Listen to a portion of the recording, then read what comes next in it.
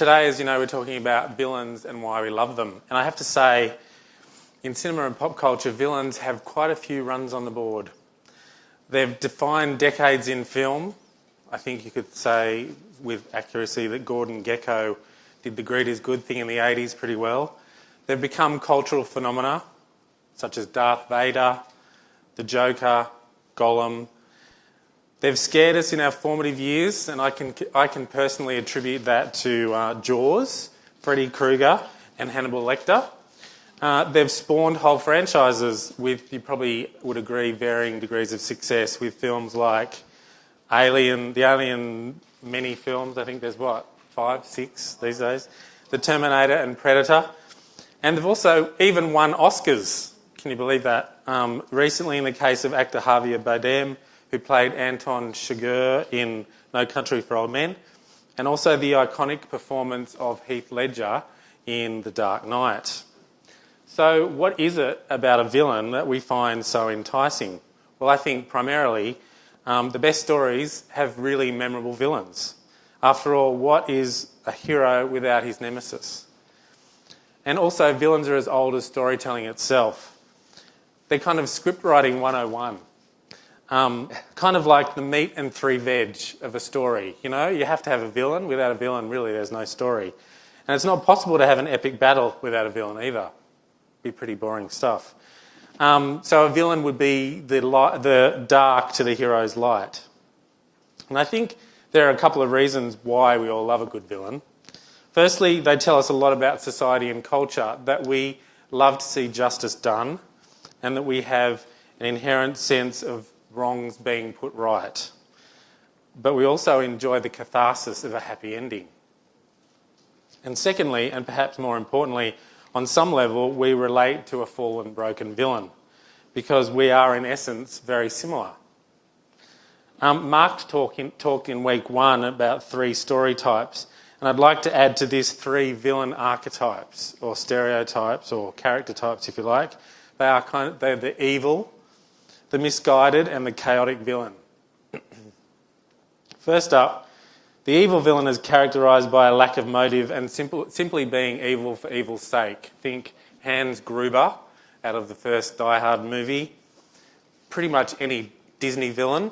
An alien film, a serial killer film, or an action movie killer, where basically the purpose of them is the evil with no sort of personal gain. Oh, the motive is for personal gain. So in short, most 80s films, wouldn't you agree? So scriptwriters, in the case of the evil villain, just want you to think of the character as the bad guy that needs to be extinguished. So the next one would be the misguided villain. And the misguided villain believes they are acting for the greater good and are misled or corrupted by a greater evil, or even feel the need to avenge a horrible tragedy experienced in their past. These villains are generally more humanised and have more depth in character because they seem more real. They have what is called a character arc throughout the film. To err is human, and it kind of makes us wonder how far we'd go for the greater good and how far we'd fall without even realising it when we watch them. These villains are becoming more popular in contemporary media because of their complexity. TV's Dexter would be a really good example of this, but I'm sure you could think of many others. You could also refer to this type of character as what we would call the anti-hero. Finally, we have the chaotic villain, and I'm going to need to read a couple of quotes here because I think the easiest way to sum up this villain is with the Joker from The Dark Knight. Alfred sums him up nicely when he says, because some men can't be understood through logic, such as money, they can't be bullied, controlled or negotiated with. Some men just want to watch the world burn. The Joker doesn't want money, as he says himself, I don't have plans, I just want to go with the flow. He's such an evil character because he can't be predicted and can't so easily be stopped. He's not powerful because he's wealthy or untouchable. He's powerful because he can't be understood and he seems to enjoy going to extremes for extreme's sake. A chaotic villain simply does random things. It's not rational or logical, no process and not predictable. It just destroys without reason. So for that reason, I think the Joker is a pretty good, apt description for that. So to sum up, I think we love to hate the villain in films because there is unfortunately a little truth, no matter how small or painful, in the consequences to the slippery slope of bad choices that are made by classic villains. I also think the villain is interesting because there's always the possibility that he could be redeemed. We want him to make better choices, him or her to make better choices, to slowly improve over time, maybe to sacrifice something for the greater good, because redemption is nothing if not a powerful and resonating piece of storytelling. We also have to consider that our brokenness is part of humanity and what separates us from God, and we can more easily relate to the choices that a character makes in a film or TV show if they're broken too. After all, a believable and relatable character is one of the single most important elements to an enjoyable story. And let's face it, an enjoyable story is what sells a movie to an audience. So ultimately, we don't want evil to succeed. We want to see truth prevail and love conquer hate, which in turn affirms a deep sense of justice that all of us have. But I guess it's the darkness that reels us in and intrigues us, because in small ways we relate to the darkness, but even so we yearn for the light. So there you go. There you go. Thanks, Adrian, so much for yeah, very good. Nice summary, dude. And it kind of sets up the structure, even kind of what we're going to be looking at today. We're going to be looking at a lot of these different topics, kind of going through. But I think that, I don't know, I guess when you're looking at Hollywood's greatest villains, I think the first question almost needs to be, outside of the fact that the ultimate evil of the Queensland Maroons being in town, who do you think is the greatest villain, or maybe the ultimate villain, and can you even answer that question as far as one person? Maybe favourite. Maybe favourite. Yeah, we're going to go for favourite, yeah. I think, and probably for different reasons, because I Probably think... subjective too. Yeah, you've done a very good job of analysing different villains, bring different things to the table. But, I guess favourites, iconic ones.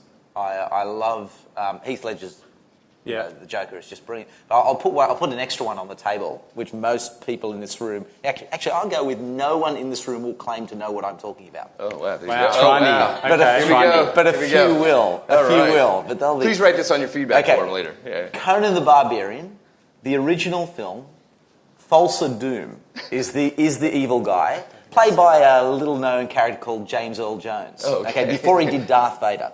Okay, now brilliant, because he's the villain who tells you, no, you've got it wrong, and I'm here to help you understand what life is all about. The villain who actually passes himself off as the guy who's there to help you, I think, is incredibly powerful in storytelling. Makes you feel like the one that makes you question whether or not you had it right in the first place. And I think because we see that in life a lot. This guy's right, or am I right? I don't know. And the villain who does that is great for me. There you go.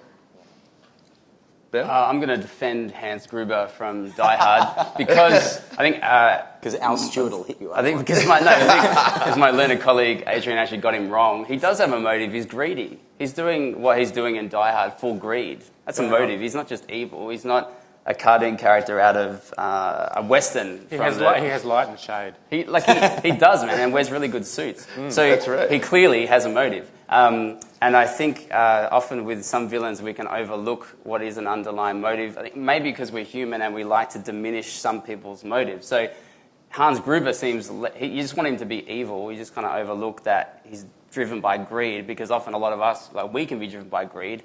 You don't want to admit that out loud. Instead, you just want to go with the fact that this guy's evil because he's taken a building hostage, and now Bruce Willis has got to come in and save the day. Another villain I really like is the villain in Bambi, which you don't actually see the villain. And now I'm going to ruin another movie. Has everyone seen Bambi? Show of hands. Has everyone seen Bambi? It's the opening scene. Right, okay. It's the opening scene. Come on, everyone knows what happens in Bambi, right? Let's just say humanity is the bad guy in Bambi, which is similar. I also like the concept in the Neverending Story of the nothing that's sweeping through in that great kids movie from the 80s. Just almost like existential concepts of villainry and evil coming through. And I think you see that in humanity in Bambi, and then this nothing that's coming through in the Neverending Story. I find them quite fascinating. There you go. But you, Adrian, I mean, you've just spoken on it, but do you have a I'd go with favorite? Darth Vader. Darth Vader. Yeah. Being a Star Wars nerd from way back. Although... What about Jar Jar Binks? No. No, he's a villain. He's not just a villain. Such a He shouldn't villain. be. Just for writers, yeah. In terms of a character arc, although movies 1, 2 and 3 weren't that great, but, it did show development, I guess, through 6 films. But, I guess 80s, most 80s villains. There you go. Well, yeah, I can't wait to get back to that because it actually goes to one of Mark's statements about how, the Return of the Jedi was actually ultimately bad. Can I just point out for the record that I actually read the whole Star Wars trilogy the second trilogy different to anybody else. Imagine, watch it, imagine Jar Jar Binks is actually a Sith Lord. You'll never watch it the same way again. Seriously, just the whole way through. Who is messing with everything that goes on in the Empire? Right. Jar Jar Binks. Maybe I'm not that much of a Star Wars nerd. That's right. Well, just as a reminder, we will put up on the screen the number, and it is inside your outline. If you do want to send any questions via SMS or Twitter, please do. Go ahead and send your questions in. We're already starting to get some in, but I am going to ask one question first, is kind of going to the writing component, because Adrian, you kind of mentioned it, but also Mark, you've talked about it too, is how do we know a villain when you see one, and why do they get the best lines in the movies? Sometimes it's dead easy to actually recognise a villain. I don't know if you've taken anything away from these weeks and said to yourself, that's a chess game plot or something like that. I can see these things happening. But everybody can do this. Look for the mark of Cain, okay? When you watch a film, the bad guy always has the mark of Cain. Okay, if you know anything about the Bible story, when Cain kills Abel, God marks him and says, marks him out for his crime. He's going to be known forever. We don't know what the mark actually is, but he is now settled out. Every villain has a mark of Cain. So sometimes it can be really obvious. He's the guy with the huge sword, the spiky helmet, and we all know what's going on. Or he's wearing black. But sometimes it's really subtle. It's always something that sets him slightly apart, makes him look slightly unnatural. One of the best examples is Lex Luthor. He's bald when he should not be. He's steady on, man, steady. But there's a something that's not quite right about Lex. Or if you actually remember, like Raiders of the Lost Ark, okay, you've got that Nazi guy who's going around torturing people early on in the film has really poor eyesight. He's like that. Or he's a Nazi. Yeah, they all have poor eyesight? Yeah, but come on, he's a Nazi. Of course, there's your mark. Of course he's Nazi. Okay, so what about Norman Bates in Psycho? What about Norman Bates? Norman Bates is pretty easy, okay, because Norman has a stuttering sort of way of speaking. It's something quite hesitant and not quite right about the way that he manages the hotel. Okay, so he's not... so does that mean Sean Penn in I Am Sam was a villain? All the scriptwriter is trying to do is indicate very early on this guy is not one of us. Now watch that, and you'll see there are plenty of films where the mark of Cain appears and you don't know he's the bad guy until right at the end, and I really could spoil it now, couldn't I? If I said that film, but I'm not going to. So it's one of those things, just look out for it. You'll see there's something about him. It might be subtle, but it sets him apart, and we know there's something unnatural going on. So there's something subtle about the eye makeup in Clockwork Orange? But I mean, that's and the just face mask of Hannibal Lecter. These men were. It doesn't have to be subtle. Right. It doesn't have to be subtle. Doesn't have to be subtle. It can be blatantly obvious. But I'll tell you what is actually subtle about Hannibal Lecter. Hannibal Lecter sits there and goes, "What do people remember about Hannibal?" Yeah. That. Okay. And people hear that and go, "Oh, what man talks about death and then catches his breath neatly and swallows?"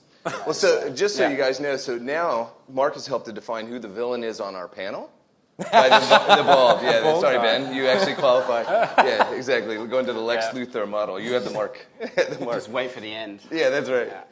Well, actually, there is a question from the audience, and I think it's a good one as we kind of go through it. Why does the villain rarely ever win? And my second part of this, when they do, why is it not satisfying? I think because inherently we'd like to see a happy ending. I think a story is, the elements are the villain, the hero. It needs to be sorted out. Right. Otherwise we're just not satisfied with it, I think.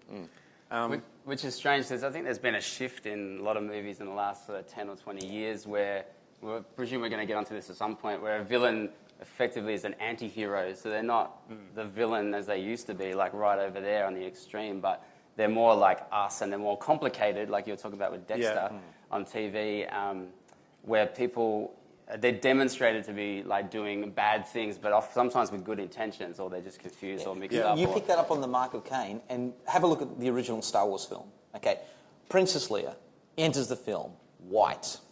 Darth Vader enters the film black. Han Solo is in the cantina, black and white.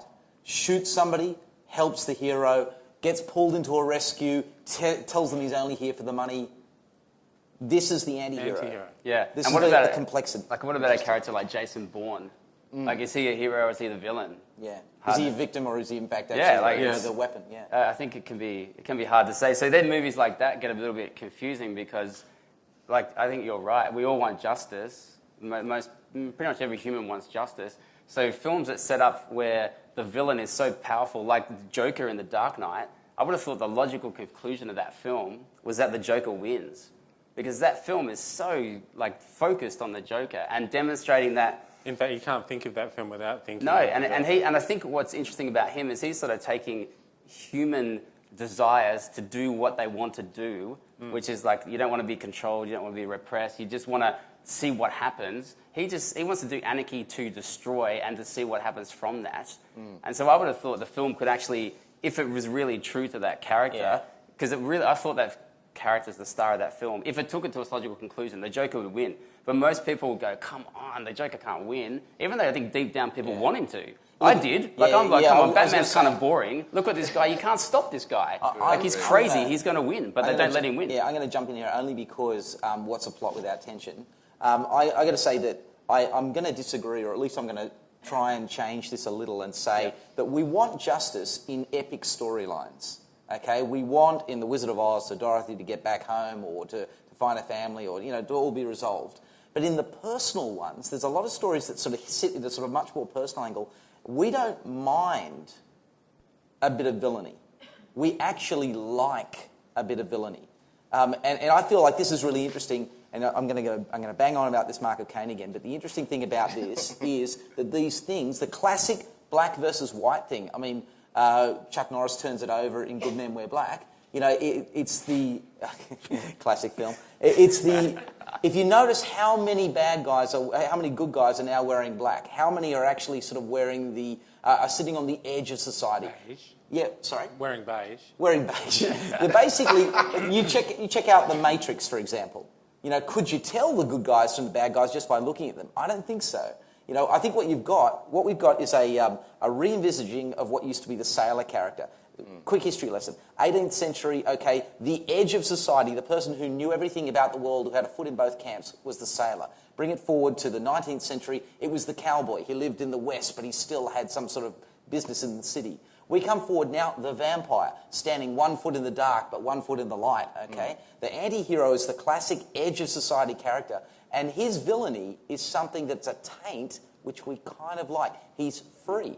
He gets to define himself. And I think that's sexy for film goers, this idea of, they all, who doesn't come out of the Matrix and want to wear the black jacket and be Neo and, That's right. all that sort of And they stuff. get the best lines because it is what people deep down want to say. Whereas the good guys, like, I'll save the day. Like, I've heard that in like 85 films in the last year. Whereas who knows what the bad guy is actually, or girl, is going to say. Like, they could say all kinds of stuff. And they, at some level, I think, project a lot of what we internalize. Like, I really wanted to say that to that person. I wish I had the writers for that one. Exactly. Yeah. Which is why Interview with the Vampire is such an interesting ending. You actually have basically a resolution. The Brad Pitt character goes off and no, Brad Pitt, Val Kilmer? Can't remember. Brad Pitt. Yeah. Brad Pitt goes off and he's sort of coming to terms with his fact of being a vampire. I'm going to live forever. What am I going to do? And then at the end of the car, in the car, Lestat, Tom Cruise is back, the rock and roll vampire, and Sympathy for the Devil starts playing as the car drives out of sight. And he says, I'm going to give you the choice no one ever gave to me, which of course he's not. But we're all in the car with Lestat. We'd rather be that guy than, Brad Pitt going, oh gosh, eternity again, what shall I do? Well, I think it brings up a good point, though. I wonder, in a film, and you could probably tell me better as writers and all this, that, like in Who Framed Roger Rabbit, right? Jessica Rabbit, her classic line, I'm not bad, I was just drawn that way. Well, does the villain really know that they're the villain in the film? do they really know that they're the bad guy, or really do they see themselves as the one that's doing the right thing? Well, I think in the case of The Dark Knight with the Joker, not to go back to that storyline, it's interesting because I think he believes he's doing the right thing, and there are actually some positive consequences that come from his sort of scattergun approach to what he does in the city. His sort of his madness actually helps Gotham City at one point because doesn't it expose the mafia? And he basically kills them and all so- off. So it's a yeah. good way of exposing them. So I think they kind of, in a script, the bad guy believes they're doing something, for a... I think he's looking at the corruption of society. See, it's Yeah. Harvey Dent he wants to expose as, you're all just as bad as me, and I'm going to take your shining knight and make him black, and you'll see why. There you go. Depends on the bad guy. Yeah. Yeah. Yeah. Oh, Some are just bad. Yeah, right? some Like, are just... But just yeah. bad. every look, here's the classic. The villain has a philosophy, okay? Now, I know this sounds like it's overthought, but the truth is that's what I do for a living, so why wouldn't I? Sure. Now, the thing is, We'll just go with that. we'll just go with it. The villain actually has a worldview that runs counter to the worldview of the film. So the hero has a way of seeing the world, and the villain is going to cut right across that. So if it's Darth Vader, it is in fact totalitarianism versus democracy. Weirdly, there's been nothing wrong in our world with having constitutional monarchies. That could have been the emperor. But it's there's this sort of philosophy, and even with mad guys like Hannibal Lecter, okay, his philosophy is live and let live, and my pleasure, my hedonism is to eat you, and that's. So they are, in that respect, they sit counter to society, which comes back to your original point, that we are being shown what might happen with another philosophical viewpoint, and so we're simultaneously affirming one particular one. But I'm just a little worried that we're actually not affirming that one much these days. We're kind of more letting them get away with it. Because I want to come back to the kind of the whole human nature component or the human condition component here in a minute. But one question that was brought up from the audience that we were having a bit of a discussion about before. What is one of the famous lines from The Usual Suspects? Anybody want to go for that one there? Oh man, It's been such a long time fraught. since I've seen It's that such a fraught topic to talk about. Yeah, that's right. Well, the villain's not the villain. line, it's Kent. Not to spoil it, but the greatest trick the devil ever pulled was convincing the world that he didn't exist. Okay, so he's sitting there, and he's this con man sitting there before this police officer. You don't even realize it until I won't spoil it. Hopefully, Yeah. you got to watch it anyway. But the devil. The introduction of the devil. Is it mockery? Is it real? I mean, is it something? Is it looking at? Because they were talking about evil, misguided, chaotic. I mean, what are we looking at as far as the devil? And in film, what about that? I mean, is it the elephant in the room as far as looking at the ultimate evil? I think it is. It's the kind of the big world picture, isn't it? The devil has pulled the ultimate convincing trick in that he's trying to convince everybody that he doesn't exist, and so that's kind of part of our cultural framework. And so he's maybe he's all three of those villains wrapped up into one, I suppose. I guess being a Christian, you believe that the devil is around, and you can find you can find his mark in all sorts of places. So, I think cinema. I think we see shades of that in cinema and pop culture because maybe that statement is a bit hard to handle, really, for some people. Right. Yeah. I think so. You guys want to add to that, or? I think it actually says a lot more about the human condition than probably they intended to, the scriptwriters of that film.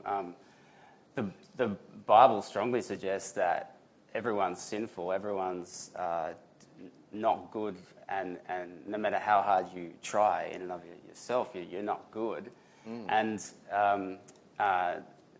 devil, Satan, evil operates in this world. It would make sense that the powerful evil force behind that would make people think that they are better than they are, that they're not as bad as they are.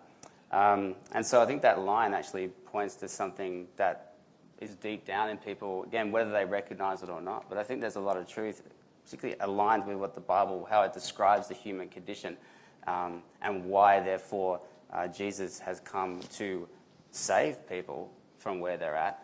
Right. I think this line says a lot about, there is this elephant in the room that normal society, everyday society, unlike a city Bible forum room today, most people don't want to talk about the devil, or don't even want to talk about evil, like you were just mentioning there. We've diminished evil to such an extent in pretty much our everyday life. Personal expression. Right. Yeah, is that the move to the anti-hero that you talked to, where it's Yeah, kind of black and yeah. white, Yeah. and it's not really clearly defined white hat, black hat? The weird thing about the devil, okay, look, this quote that in The Usual Suspects is actually, look, it's sourced a lot earlier. They picked it and they lifted it.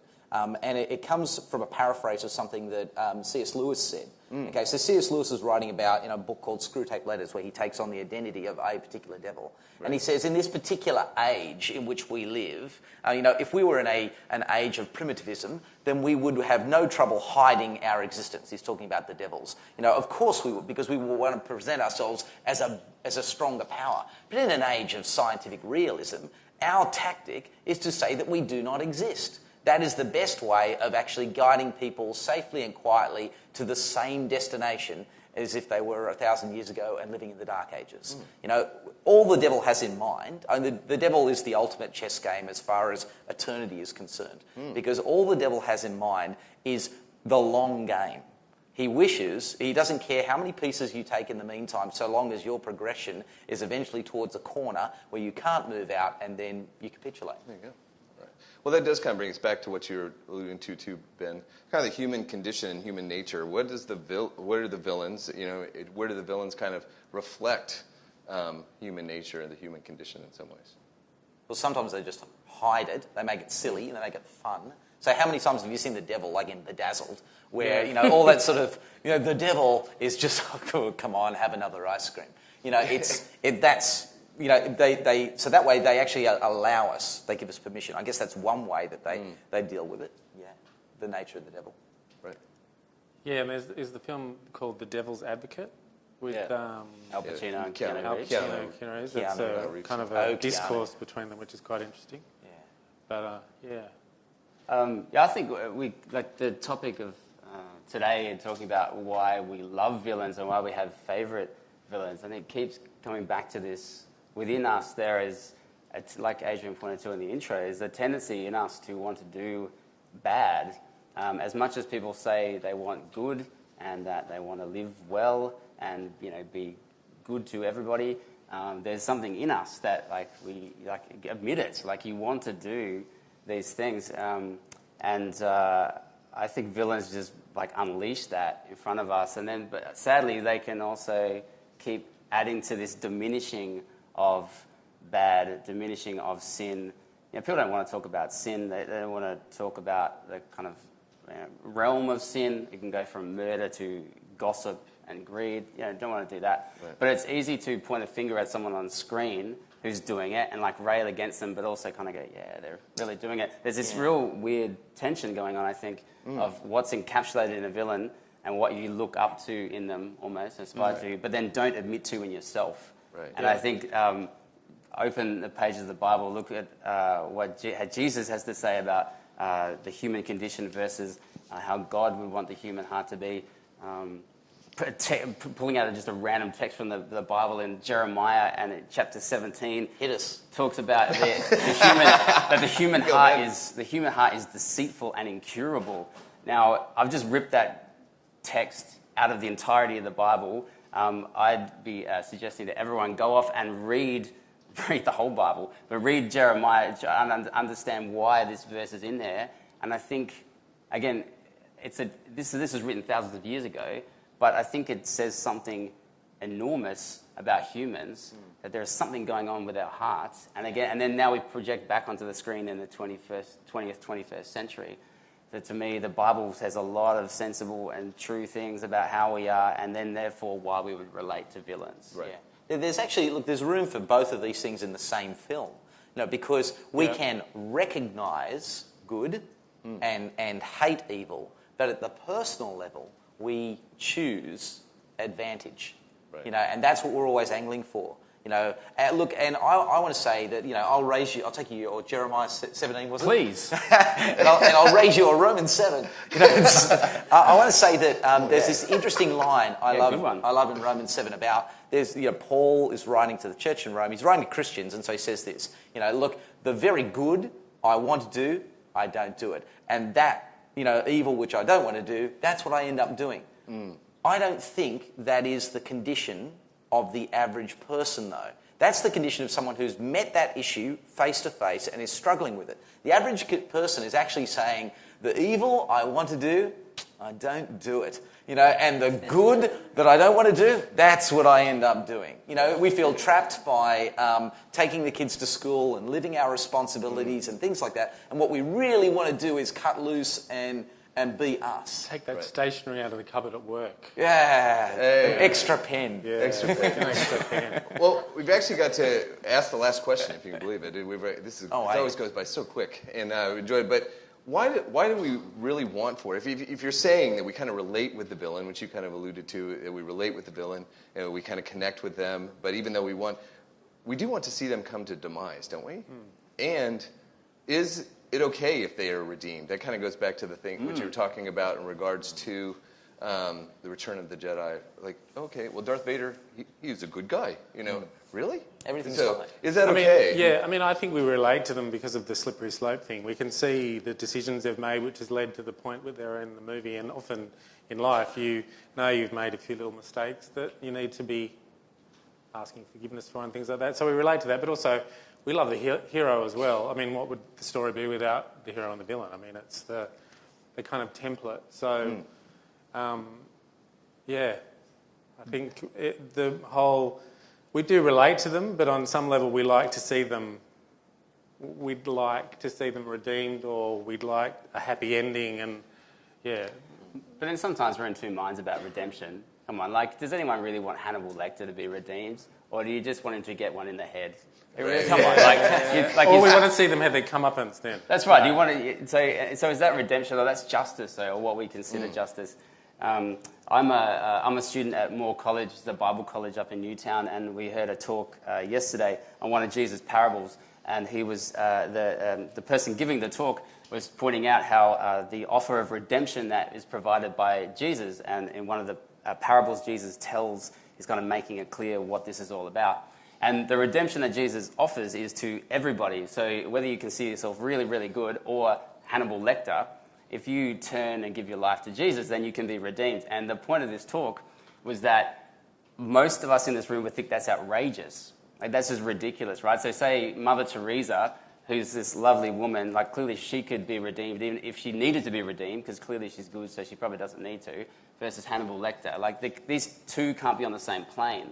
They can't be on the same plane. So to this question of redemption, I think we all, really deep down want people to be redeemed, but at what cost? And then when they are redeemed, really? So I think why a lot of people can be confused by what Jesus has done, why they try to reject it and push it away, is simply down to the fact that it's just outrageous and it goes against their internal system of justice. And so I think you can have the two conflicts going on when you watch a villain on screen. I wish that guy was good, but God. Yeah. I want to go as far as to say that those films where the villain gets redeemed at the end are the least satisfying films to watch. And that's because there's a conflict going on. And it's basically over two axiomatic things, two fundamental truths that we know. One is villainy deserves to be judged. So everyone sits there and goes, for every bad thing you do, there is a consequence we desire to see. Now, that's not Christian, that's just human. We see, we want to see villainy judged. But the second problem is, because we identify with the potential of the villain, we want him to be redeemed too. We also want to believe in redemption. And so we're sitting there with a problem. Right at the end of those films, we're sitting there going, get him! But not too much. Get him! I'm not sure why. Someone has got to please. And then when he gets saved, because there's no payment, we feel like he got off scot-free. Which is where Christianity comes in and says, no, we're still going to give you the payment, but you can walk through. There you go.